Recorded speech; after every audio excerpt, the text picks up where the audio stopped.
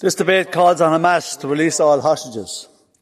What about Israel, who have been locking up Palestinians like nobody's business since October 7th?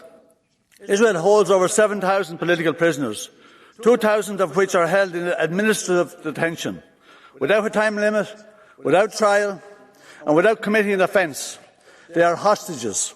The Israelis must also release all Palestinians held hostage in administrative detention.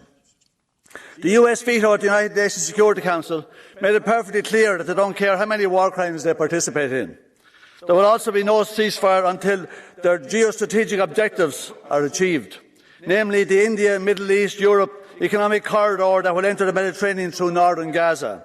The US effort to counter China's Belt and Road has been inaugurated and christened in the blood of Palestinian children. As for the two-state solution, it's dead. It's a fig leaf for doing nothing and letting Israel's terrorist apartheid state continue doing as they do, as we facilitated for years. Only one state with full human rights and equal rights for Palestinians and Israelis will be compatible with international law. We need a permanent ceasefire, not a humanitarian.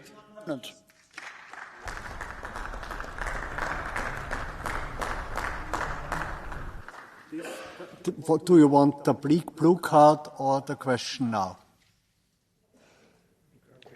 The question now. What do you want? Blue card or the question? Okay. Do you accept? Yeah.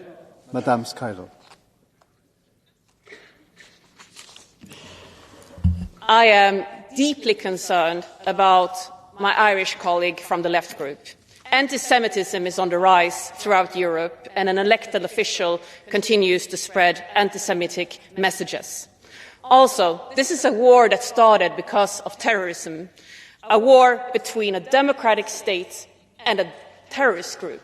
But in your upside-down world, you are calling the democratic state the terrorists, and not even mentioning the atrocities committed by Hamas. This, my dear colleagues, is a clear example of the batshit crazy left that does not belong in any elected chamber, let alone this one.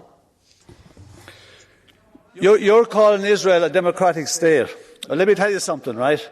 But democratic states don't behave like an apartheid state. They don't commit collective punishment.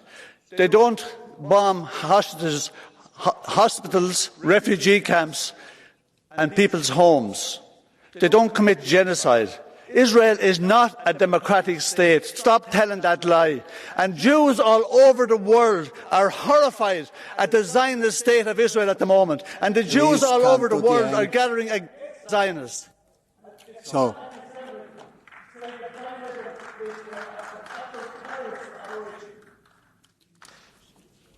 Madame Eleni Stavros.